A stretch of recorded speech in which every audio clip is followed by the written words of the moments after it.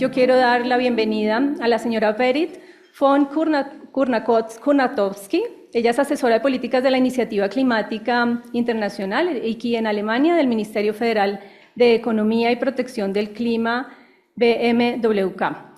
Vamos a empezar este bloque de prioridades de la Iniciativa Internacional Climática en Alemania para poder tener la base, los insumos que van a trazar el camino posterior con las contrapartes y con el trabajo y las reflexiones que vamos a hacer todos aquí en el salón. Entonces, bienvenida.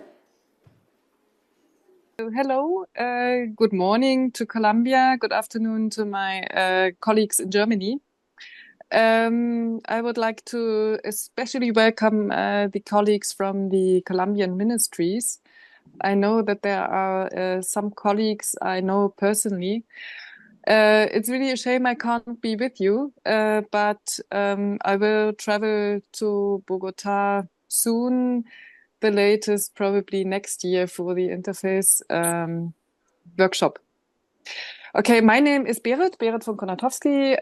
I'm deputy head of the IKI team at the BMWK. It's great to see you all, although I'm not there, but it's really great to see you connecting and networking. I think that's really key. Before I start really with the presentation, I would like to thank our colleagues, Sören, Julia, Elena, and Martin, and all of those involved in the organization of this IKI workshop for enabling the space to exchange on the Colombian and German priorities under the IKI. Today, I will be presenting some information on our IKI strategy we launched last year. Also, the work we do with IKI under the NDC 3.0 cycle and the global goals. And if there is time, and I'm afraid there's not enough time, I could say some things about the German energy transition and the national policies about climate and energy. But we have to see, I mean, otherwise we would have to give this information to GIZ to spread it amongst you. We'll have a look. After my presentation, I will shortly hand over to Toa, who is responsible at BMWV for the biodiversity components, and Andrea Kempf, who will present the complaint mechanism for the IKI. Next slide, please.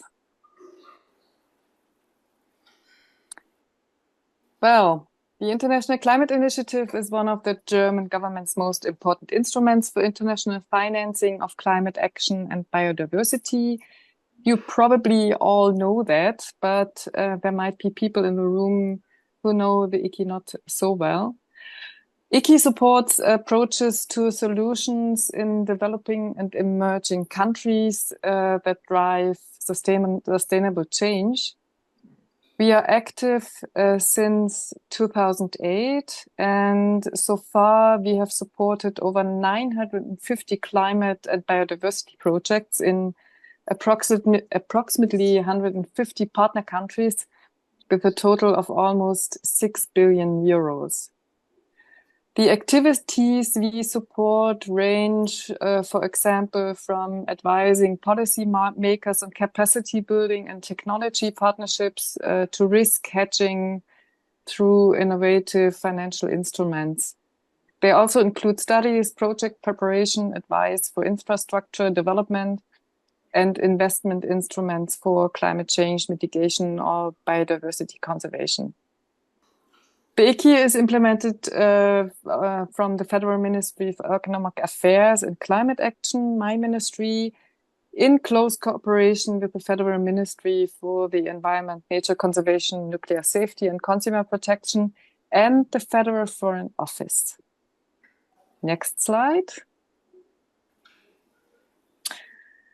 Let's have a closer look on our IKI strategy 2030. Last year, we launched the 2030 IKI strategy. The strategy defines clear objectives across our 4 funding areas: mitigation of greenhouse gas emissions, the adaptation of the impacts of climate change, the conservation of natural carbon sinks with a focus on reducing emissions from deforestation and forest degradation, and finally, the conservation of biodiversity.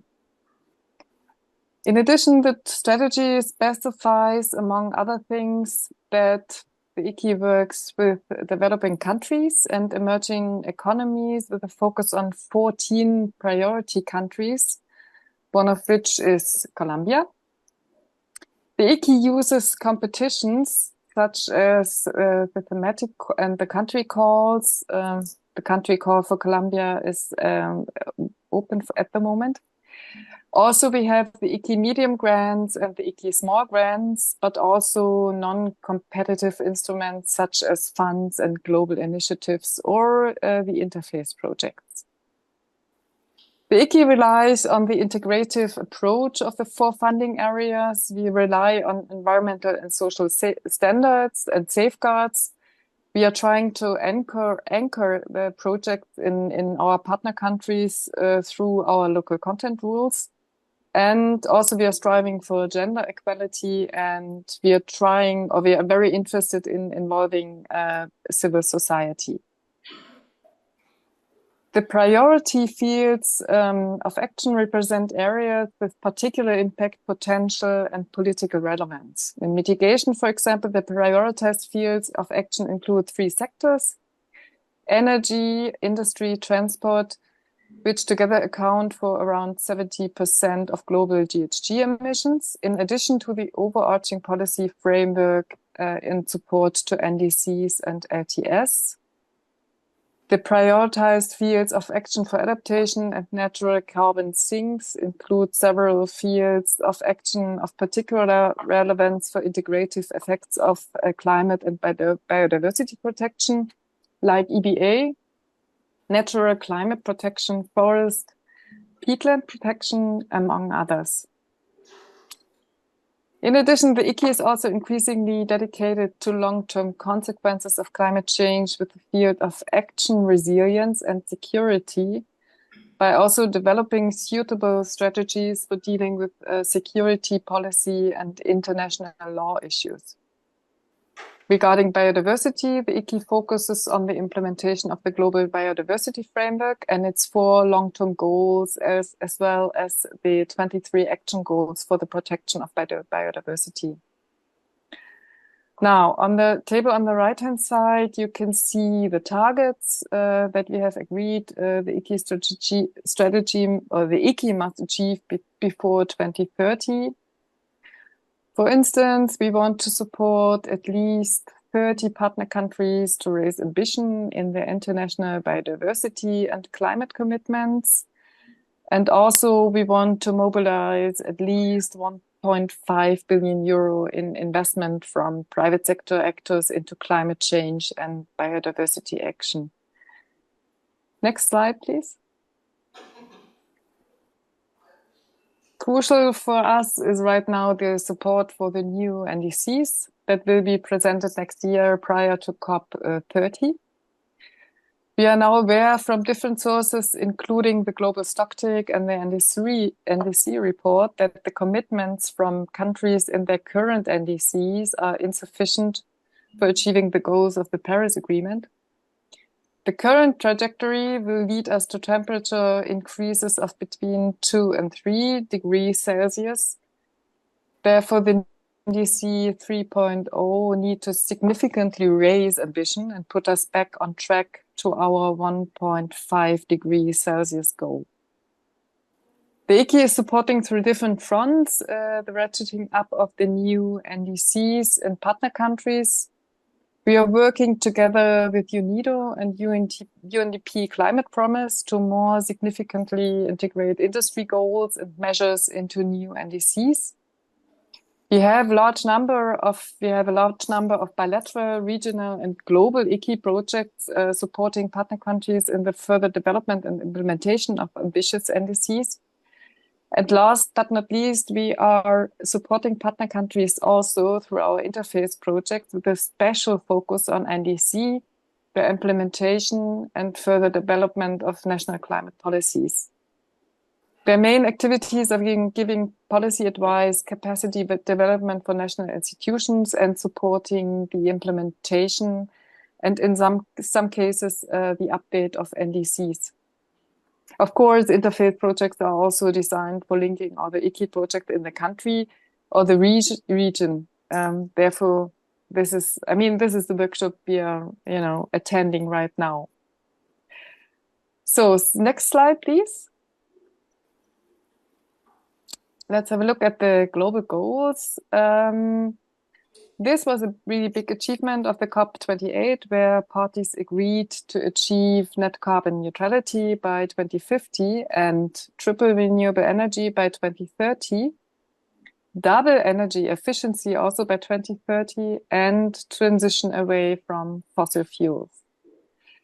Now, it is important that the new NDCs are connected to these goals and set the path for implementation at the national level. Here, the IKI is also decisively supporting Colombia with the work of the Partnership for Climate and a Just Energy Transition. Part of this support is also the recently launched country call with a special focus on the just phase out of coal infrastructure and the scaling up of renewable energies. At this point, I would really like to say that it has been really great collaborating with our colleagues from Minenergia in developing this thematic priority for the Colombia IKI country call. And we do expect to receive great outlines from our implementing partners that will help advance the global goals. And with that, thank you. And I hand over to Toa. Thanks a lot, Berit. Can you hear me? Yeah. Next slide, yes. Please. Okay, so following on Berit's presentation, I would like also to talk a bit about the global stocktake of COP28 last year, where more on the green agenda, a lot has been talked about halting and reversing deforestation by 2030. And with IKI, we are working in many of these topics, for example, like pushing towards climate protection and adaptation through stable ecosystems, the implementation of nature-based solutions. We have at least 2 or 3 projects being implemented at the time in Colombia, projects related to healthy oceans and coastal areas. Another important point of the global stocktake was the global goal on adaptation that was part of the article of the Paris Agreement on reducing vulnerability to climate change and strengthening resilience, that was pushed by a lot of countries from the global south. And finally, we see also very positive the integration of circular economy approaches on sustainable consumption and production projects, which also we have at least one IKI project working on this topic in Colombia. So we're very happy to see that we are at least in Colombia covering most of the topics. Another important fact was the launch of the COP28 joint statement on climate, nature, and people, trying to bring together the biodiversity and the climate agenda, which is also supported by the Colombian government, where we are working very close with the NDCP and the NBSAP Accelerator Partnership, pushing the CBD and the UNFCCC agendas. On the further part of the slide, you can see other projects or other initiatives that from the IKI we are pushing forwards, like the NDCP, the NAMA facility, the Adaptation Fund, etc., where we are trying to cover all these topics. Next slide, please. And we cannot leave this presentation without again congratulating Colombia for hosting the next CBD COP, which shows the commitment and the front role that Colombia has been always having on nature conservation agendas. And the Global Biodiversity Framework has 23 targets, but most of these targets are very related to climate change mitigation and adaptation. We can see also a lot of the topics being covered by the Colombian presidency this year, like, for example, the integration of biodiversity conservation and sustainable use with indigenous people and local communities, the goal of 30 by 30, which is restoration and conservation of at least 30% of marine and terrestrial ecosystems, which was launched in a climate change COP, and also a very concrete goal on climate mitigation and adaptation via nature-based solutions.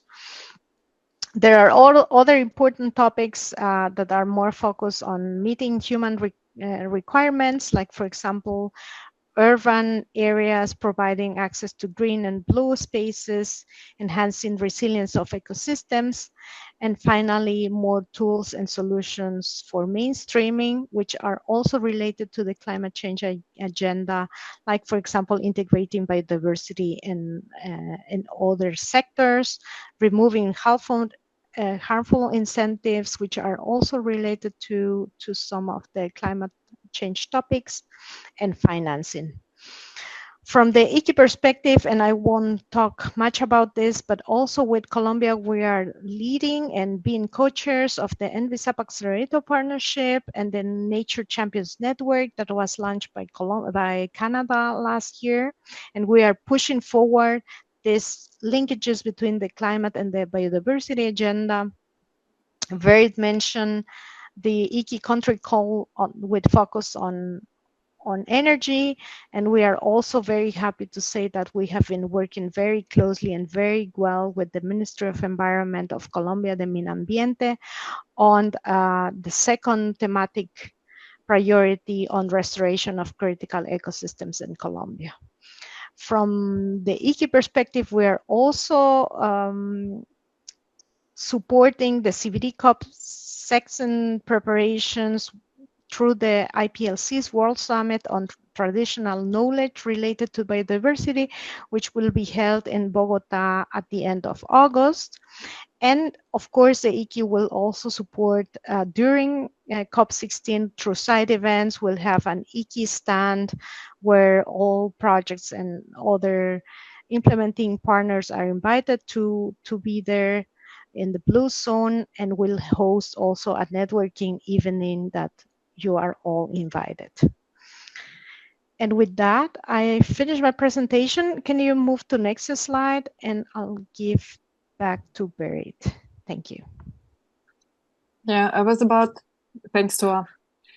I actually was about to talk a bit about the German energy transition, but I would suggest, because of the time, Sören told me we have 10 minutes for our presentation, that we skip it, because I would like to leave some room for questions in the end. So I would like to hand over to Andrea.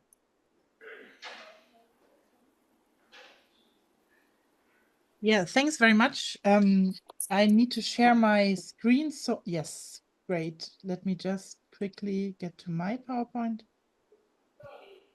Bildschirmpräsentation, was ist denn? Na, voila. Now everybody can see. Does it work? Yes. Okay.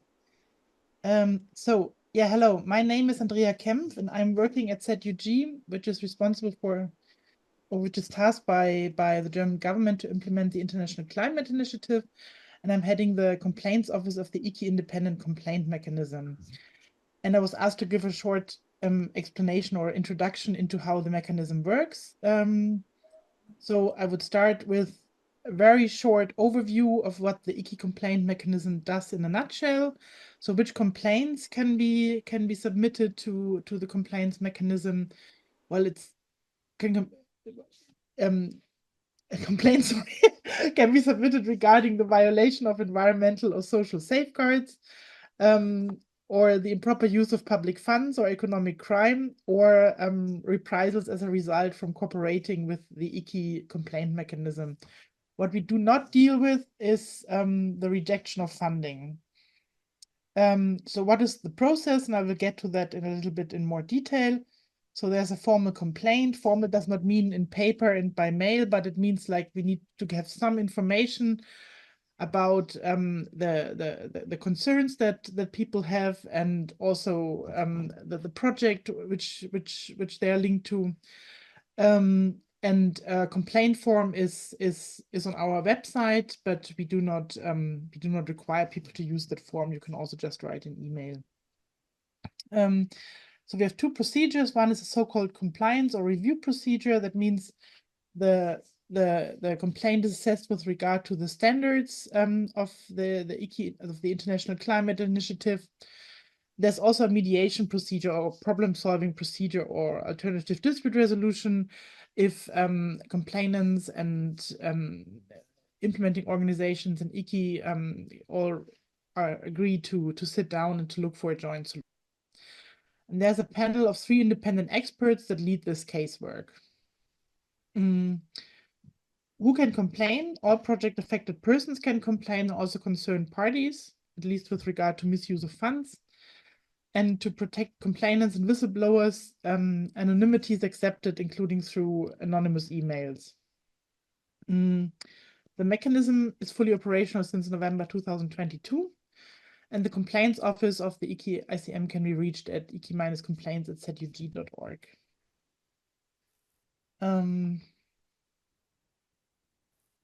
So what is the procedure in a little bit more detail? So if we receive a complaint, we have 5 working days to acknowledge the receipt of the complaint, which we usually do unless it's a complete misuse of the mechanism.